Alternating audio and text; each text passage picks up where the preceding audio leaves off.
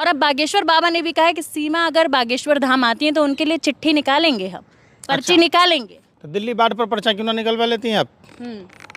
दिल्ली में बाढ़ ना आता, इतने जो उत्तराखंड में हो रहे, हिमाचल में हो रहे, उस सब पर पर्चा निकलवा लेते हैं। वीरेंद्र शास्त्री ने कहा अगला पिछला सब कुछ बता देंगे सीमा हैदर का।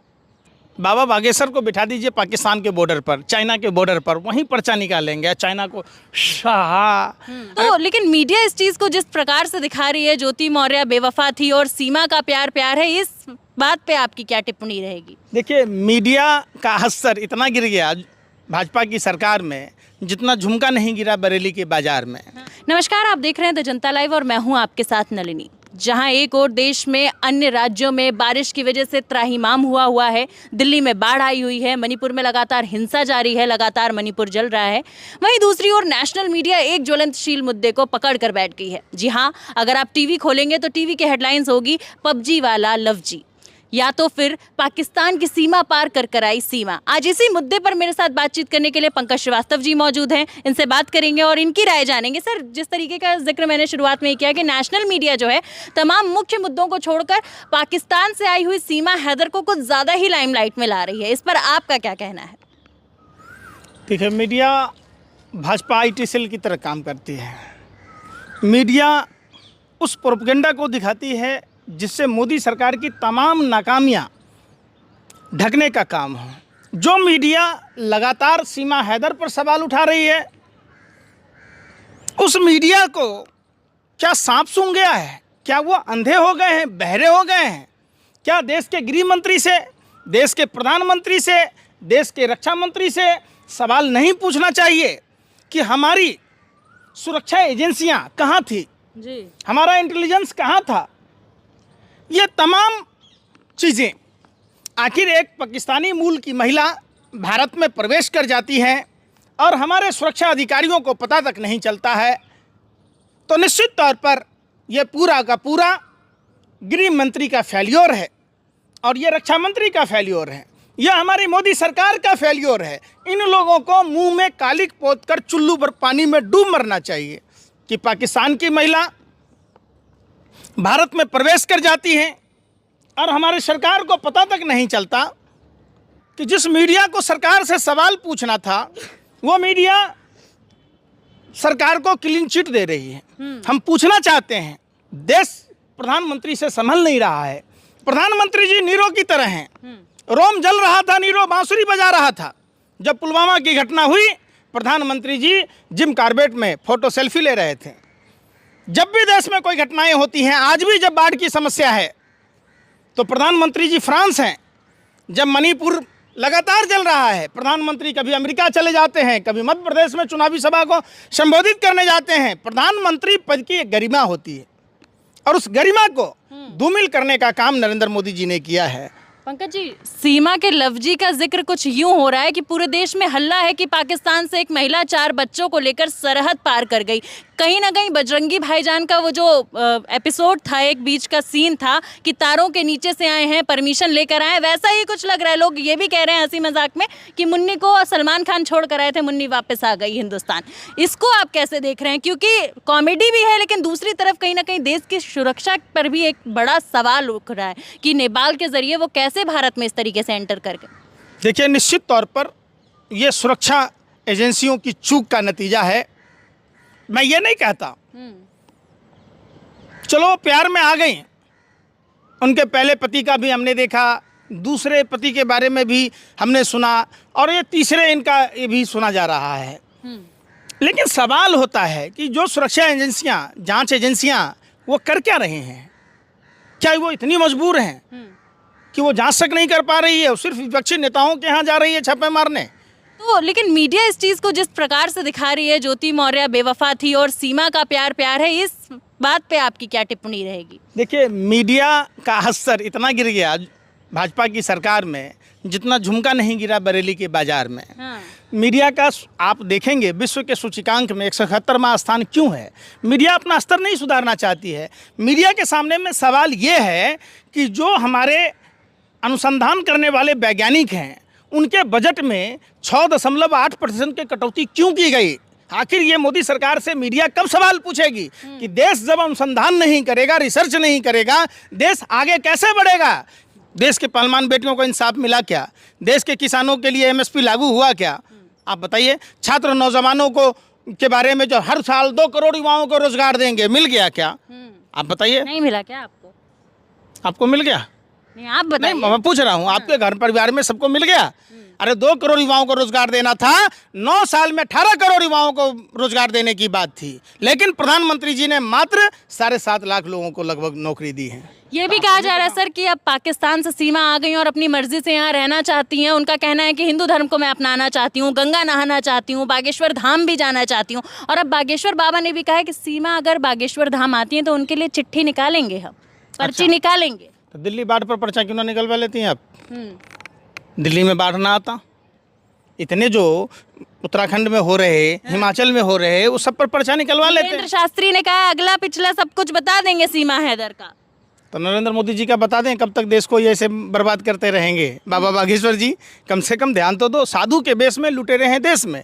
ये लोग धर्म को बदनाम करते हैं। ये प्रवचन क्या कहते हैं? लोभ, मोह, माया, धन, दौलत सब बेकार की चीज़ें हैं। और जब आप इनसे कोई अगर करवाइए धार्मिक आयोजन तो ये पैसा लेते हैं। तो इनके लिए धन बेकार नहीं है, इनके लिए लोभ, मोह, माया बेकार नहीं है। और दूसरी बात, जिसको आप लोग इतना हाईलाइट कर रहे हैं भाजपा के प्रोपेगेंडा के तहत, एक बात बताइए, अभी वो पहलवान बेटियां क्या हिंदू बेटियां नहीं थी?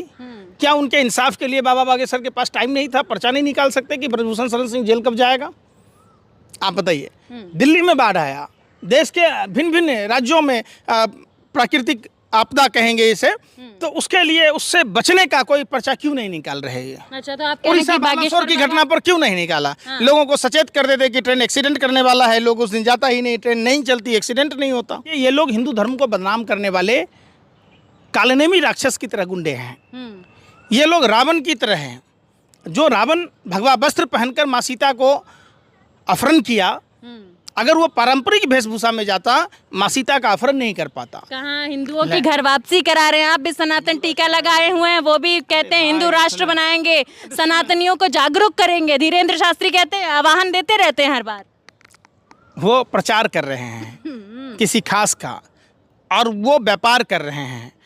आप उनसे कहिए कि कहीं धार्मिक समागम फ्री में करके दिखा दें। बड़े बड़े पांडाल का खर्चा कौन देता है? बड़ी बड़ी गाड़ियों का खर्चा कौन देता है? उनके फ्लाइट का टिकट कौन देता है? उनके यहाँ जो डीजे बजता है उसका पैसा कौन देता है? बताइए ना आप। ये एक व्यापार है धर्म के नाम पर। ये धर्म के नाम पर धंधा है, और ये आपको भी पता है कि आप जो कर्म करोगे उसी का फल मिलेगा। आप अगर खाना नहीं खाओगे तो आपका पेट नहीं भरेगा। ये नीम के पेड़ में आम नहीं फलेगा, ये पीपल के पेड़ में कटहल नहीं फलेगा। तो ठीक उसी तरीके से मानव जीवन में आप जो कर्म नहीं करेंगे, आप पत्रकार हैं, पत्रकारिता नहीं करेंगे तो कैसे होगा? सर, आप हिंदू राष्ट्र का समर्थन करते हैं जिसका आह्वान आए दिन बागेश्वर बाबा देते रहते हैं? देखिए, बाबा बागेश्वर को बिठा दीजिए पाकिस्तान के बॉर्डर पर, चाइना के बॉर्डर पर, वहीं पर्चा निकालेंगे। चाइना को शाह। अरे भाई, हम आज से नहीं हैं, हमारे पुरखे आज से नहीं हैं, हम कब से हैं। और क्या होता है, देखिए, भारत राष्ट्र जो है वो एक सेकुलर राष्ट्र है। यहाँ सभी धर्मों के सम्मान की बात की जाती है। यहाँ सभी धर्म के लोग जी सकते हैं, सभी भाषा प्रांत हिंदू राष्ट्र बनना चाहिए कि नहीं? पंकज जी जवाब दीजिए। हिंदू राष्ट्र, हिंदू राष्ट्र में देखिए, आप बताते हैं, सत्य सनातन हिंदू धर्म में झूठ बोलना पाप है। बाबा बागेश्वर कब झूठ बोलना बंद करेंगे? कहाँ झूठ बोलते हैं, डायरेक्ट बातचीत करते हैं भगवान से। कैसे? हनुमान जी का अवतार हैं। कौन? धीरेन्द्र शास्त्री, वो बोलते हैं। बकस दीजिए हमारे धर्म को। डायरेक्ट बातचीत होती है भगवान से। देखिए, ये सारे झूठ फरेब हैं। आपने जितने साधु संतों को देखा होगा, महर्षि वशिष्ठ, अगस्त्य मुनि, पुलस्त्य मुनि, महर्षि वाल्मीकि, आप जितने भी दधीचि मुनि, उन्होंने कभी किसी से पैसा लिया क्या? महर्षि विश्वामित्र ने पैसा लिया क्या? गौतम ऋषि ने पैसा लिया क्या? व्यापार किया क्या? वही मैं कहना चाह रहा हूँ कि आज भारतीय जनता पार्टी की सरकार में हिंदू धर्म खतरे में है।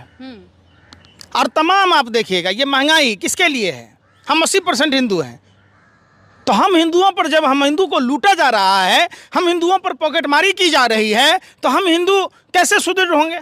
आप बता दीजिए। आप हिंदू राष्ट्र बनना चाहिए कि नहीं, जवाब नहीं दिया अभी अरे तक। भारत राष्ट्र आपको बेकार लग रहा है क्या? अरे आरएसएस कहती रहती ना, आए दिन 25 तक बनाएंगे हिंदू राष्ट्र। आरएसएस के नेता का बाप दादा का दहेज में लेके आया था। आरएसएस अंग्रेजों की मुखबरी कर रहा था, देश को आज़ाद नहीं होने देना चाह रहा था। जब देश आज़ादी की लड़ाई लड़ रहा था, हमारे देश के स्वतंत्रता सेनानी देश की आज़ादी के लिए लड़ाई लड़ रहे थे, जब नेताजी सुभाष चंद्र बोस ने आज़ाद हिंद फौज का गठन किया, आरएसएस के लोगों ने हिंदू युवाओं को आरएसएस में जाने से मना किया। आपको याद होगा 42 में भारत छोड़ो आंदोलन का आगाज हुआ था राष्ट्रपिता महात्मा गांधी के नेतृत्व में। तब यही लोग उस समय गोरे अंग्रेजों को चिट्ठी लिख रहे थे और गार्ड की नौकरी ले रहे थे। इन लोगों ने 1943 में सरकार बनाई। उन्होंने, आप देखिए, बंगाल प्रांत में सरकार बनाई, सिंध प्रांत में सरकार बनाई, देश का विभाजन करवा दिया धर्म के आधार पर। हमारा देश एक था, टुकड़े टुकड़े करवा दिए ये। और ये बात करते हैं, इनको अगर एक बात बताइए, सभी धर्म के लोगों को, सिख धर्म के लोगों से सीखना होगा, मानव सेवा ही सबसे बड़ा धर्म है। मानव सेवा के बगैर सारे धर्म अधूरे हैं। क्या आरएसएस के लोग इस तरीके का कृत्य करते हैं? नहीं करते हैं। क्यों? आखिर नफरत की भाषा क्यों बोलते हैं? आप बता दीजिए। कहते थे मोहन भागवत, हम 3 दिन में सेना तैयार करेंगे। तो जाओ ना भाई, चाइना से ज़मीन छीन के ले आओ, कैलाश मानसरोवर छीन के ले आओ, तब ना हम समझेंगे कि हाँ भाई बहुत बड़ा पर्चा निकाल दिए। क्यों नहीं निकाल रहे? तो वही बात है, घर में भौंकते रहते, देश में नफरत फैलाते। अरे भैया जाओ ना, कैलाश मानसरोवर लेके आओ, हमारे आराध्य शिव को चाइना से मुक्ति दिलाओ। तो उस पर नहीं चर्चा करते। मुक्ति दिलाओ कह दें क्या वहाँ पे? चले, चाइना के कब्जे में है कैलाश मानसरोवर। औरंगजेब ने हम हिंदू के भावनाओं को ध्यान में रखते हुए कैलाश मानसरोवर चाइना से छीन कर भारत को दिया था। तो जाइए ना भाई, बाबा बागेश्वर भी जाएं, आरएसएस के लोग भी जाएं, चाइना पर आक्रमण करें, तो वहाँ चाइना का युआन में व्यापार करेंगे, चाइना की अर्थव्यवस्था को सुदृढ़ कराएंगे और बात करेंगे। तो जिस ऐप पर बैन लगाने की बात थी, वो ऐपों पर बैन नहीं लगा क्या? आप बताइए, चाइना के साथ व्यापार क्यों, जब चाइना भी दुश्मन देश है हमारा? आप चाइना मुद्रा में रूस से तेल क्यों ले रहे हैं? तो ये तमाम चीज़ें आप जब देखेंगे तो इनके कथनी और करनी में फ़र्क है। जैसे इन्होंने भ्रष्टाचार पर बोला, सारे भ्रष्टाचारियों को अपनी पार्टी में ले आया। अब सीबीआई ईडी अजीत पवार के यहाँ नहीं जाएगा, अब हसन मुशर्रफ के यहाँ नहीं जाएगा, अब छगन भुजबल के यहाँ नहीं जाएगा, जैसे शुभेंदु अधिकारी, हेमंत बिश्व शर्मा के यहाँ, नारायण राणे के यहाँ जाना बंद कर दिया। तो इनका जितनी बातें होती है सारे झूठ का पहाड़ है। ये सिर्फ झूठ और झूठ बोलते हैं। तो इनके झूठ पर भरोसा ना करें। और ये मौका है, अब जो भी चुनाव आने वाले हैं देश में, ये एक मौका है भाजपा से मुक्ति दिलाने का और देश को बचाने का। इसलिए हम सब भारतीय का परम कर्तव्य है कि इस तरीके की बातों में ना जाएं, नफरत को त्यागें और प्यार मोहब्बत से जिएं। भारत एक है, एक था और एक रहेगा। चलिए, बहुत बहुत धन्यवाद आपका। तो इसी प्रकार से जनता के मुद्दे आप तक पहुंचाते रहेंगे। देखते रहिए द जनता लाइव।